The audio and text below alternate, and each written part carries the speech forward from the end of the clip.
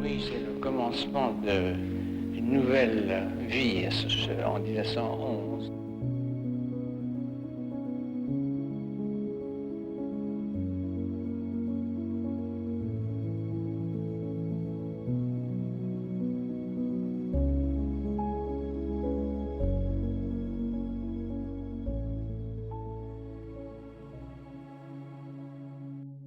Sur la Terre, il y a bien plus d'énigmes dans l'ombre d'un homme qui marche au soleil que dans toutes les régions passées, présentes et futures. Le goût de l'énigme traverse toute l'œuvre du peintre italien Giorgio de Chirico. Une aura de mystère plane sur toutes ses peintures. Nous allons tenter de comprendre d'où viennent ses inspirations et quelles sont les œuvres qui marquent son début de carrière et qui séduiront très vite le poète Guillaume Apollinaire à son arrivée en 1911 à Paris, avant qu'il ne finisse par devenir l'artiste le plus admiré des surréalistes. Né en 1888 en Grèce, de parents d'origine italienne et turque, il passe son enfance avec son petit frère entre Volos et Athènes. En 1905, son père meurt d'une maladie incurable. Sa mère décide de partir et déménage à Munich en 1906. Dans la capitale bavaroise, Giorgio étudie à l'Académie des Beaux-Arts et s'intéresse aux peintres romantiques et symbolistes allemands Arnold Böcklin et Max Klinger. Il découvre les ouvrages de Nietzsche, Schopenhauer et Weininger. Durant l'été 1909, il s'installe à Milan et commence à réaliser des peintures inspirées de Böcklin. Son œuvre la plus célèbre, L'île aux morts, dont il existe 5 versions réalisées entre 1880 et 1886, a influencé énormément d'artistes, notamment les surréalistes, mais d'abord et surtout le jeune Italien. Ce paysage imaginaire et ténébreux est imprégné d'une ambiance chargée de mystère, entre le calme et l'angoisse. Qui est ce personnage sur la barque et vers où se dirige-t-il ? Au début de l'année 1910, âgé de 22 ans, il part à Florence et écrit une lettre à un ami. « Cet été, j'ai peint des peintures parmi les plus profondes qui aient jamais existé. » Il réalise une première série de peintures dont le mot énigme se retrouve presque à chaque fois dans le titre. Sa peinture est directement liée à ses lectures. Il lit pour la première fois Ainsi parlait Zarathustra pendant l'été et est saisi d'une authentique extase. Cette année-là, De Chirico franchit une étape importante vers la maîtrise et le principe même de son processus créatif. Il réduit consciemment chaque forme en un archétype, la dépouillant et la simplifiant afin de remplir son rôle de métaphore, si cher à l'artiste. En 1911, il réalise L'énigme de l'heure, l'une de ses premières peintures métaphysiques. Elle peut même être considérée aujourd'hui comme l'une des toutes premières œuvres conceptuelles de l'histoire de l'art. Sa composition est radicale, fruit de plusieurs mois de travail et de réflexion à Milan et Florence. Nous sommes face à une structure imposante, composée de diverses ouvertures, arcades, fenêtres, loggias. Une grande horloge indique qu'il est bientôt 15 heures. Nous sommes alors en plein après-midi. Cependant, on remarque tout de suite l'incohérence. Au vu de la longueur des ombres, serait-ce une fin de journée automnale ? De Chirico nous projette dans un monde hors du temps classique de l'homme. Le premier plan, dont la majeure partie se trouve dans l'ombre du bâtiment, comprend une fontaine basse qui projette un petit jet d'eau dans l'air. 3 figures humaines animent la scène.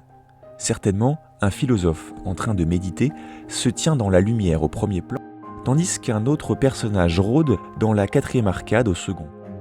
La 3e silhouette regarde depuis la loggia à gauche de l'horloge et semble fixer l'immensité du ciel. Chacun des personnages semble faire abstraction des autres, à moins que celui au perché n'observe discrètement l'homme vêtu de blanc. À force de contempler la scène et en y regardant de plus près, on remarque que la perspective est biaisée. En effet, le point de vue de la fontaine semble venir du centre, alors que la vue du bâtiment, quand on observe la perspective des colonnes, viendrait de la gauche. Ce changement de perspective que De Chirico applique ici pour la première fois est essentiel pour interpréter l'œuvre.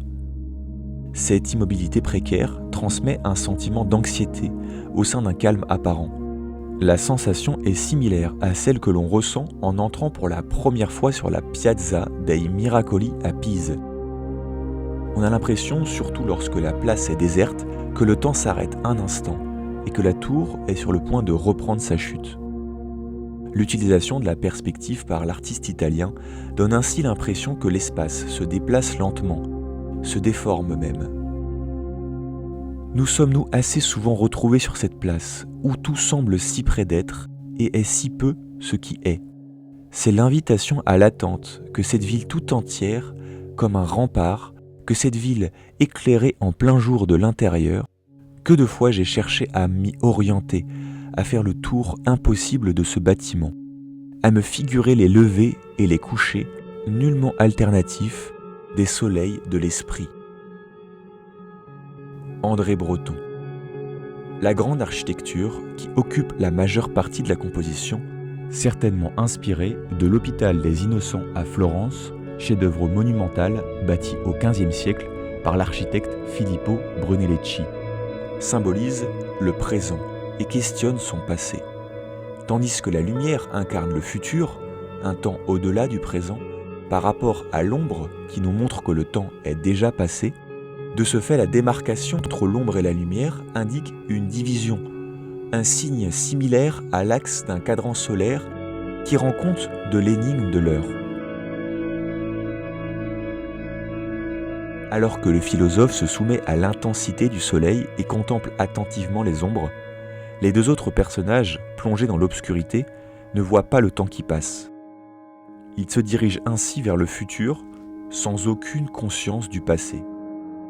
Il est probable que la création de cette peinture ait été influencée par l'ouvrage Du monde comme volonté et représentation d'Arthur Schopenhauer.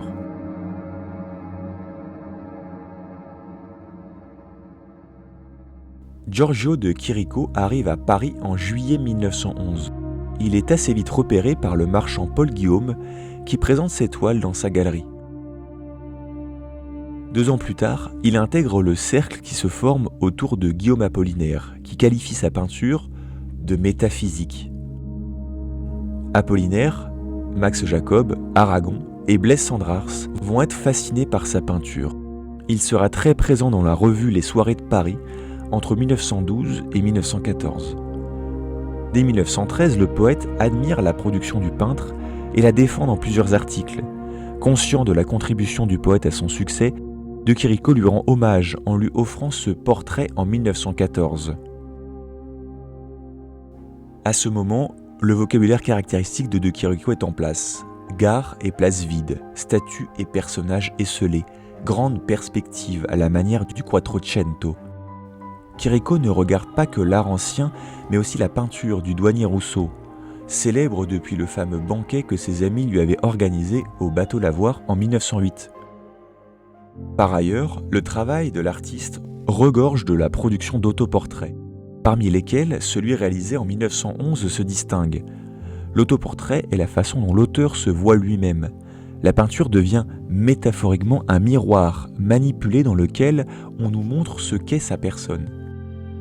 Il est curieux de noter que plusieurs de ces autoportraits sont réalisés de profil. Cette forme de représentation rappelle la tradition des bas-reliefs de la Renaissance que le peintre connaissait parfaitement. Par ailleurs, De Chirico opte pour l'immobilité, le temps long plutôt que le mouvement. Tout le contraire de ce qui se faisait à l'époque chez les artistes futuristes italiens, qui cherchaient la représentation du mouvement et de la vitesse dans leurs œuvres.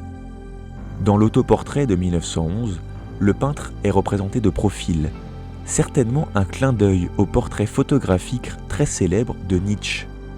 Il veut être le successeur du philosophe et tente même de mythifier sa propre naissance en la reliant à la mort du penseur allemand.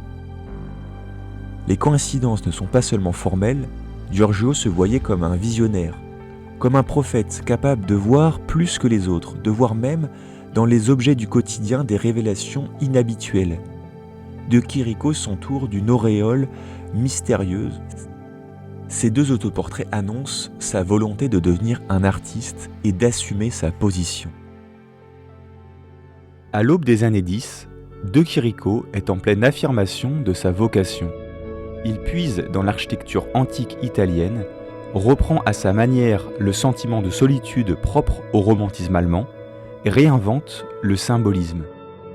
Dans l'énigme de l'heure, chaque élément de la composition est un symbole à interpréter. Même le petit bassin qui s'ouvre sur le sol quasi entièrement ombragé, tel un tombeau, pourrait être un symbole de la mort.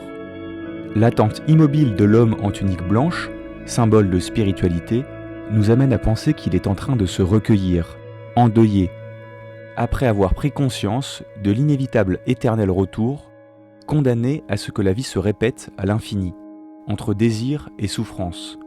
Il serait en phase d'acceptation totale du monde, contrairement aux personnages cachés dans l'ombre, fuyant ce cycle absurde de la vie, préférant se complaire dans le passé.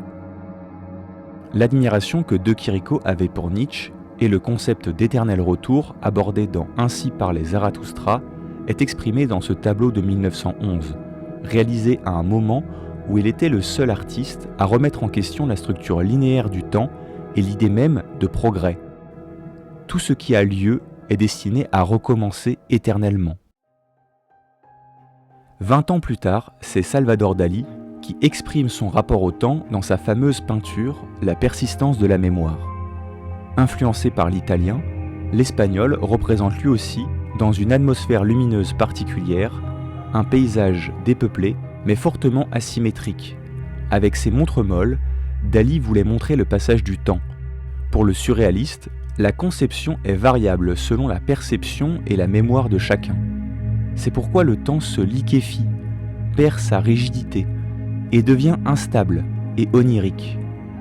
Alors que chez Salvador, le temps est mouvant, se pliant au rêve et à l'inconscient, chez Giorgio, le temps, au contraire, est suspendu, figé dans l'instant présent. L'univers métaphysique et intemporel de Giorgio de Chirico m'a beaucoup inspiré, en particulier ses mannequins, qu'il intègre à ses compositions à partir de 1914. Sans visage, sans expression, articulés comme des objets, ils sont mis en scène dans un monde artificiel. Dans une de mes peintures, rendant hommage aux avant-gardes, j'ai décidé de reprendre certains éléments d'œuvres réalisées en 1914. Celui qui prétend annoncer l'avenir, le vaticinateur, découvert dans une exposition à l'Orangerie en 2021, en fait partie. Tel un point de rencontre démontrant l'effervescence culturelle d'avant-guerre, cette œuvre rend compte d'une énigmatique attente entre deux personnages muets, en accord avec le sens du silence et de la pensée méditative et philosophique.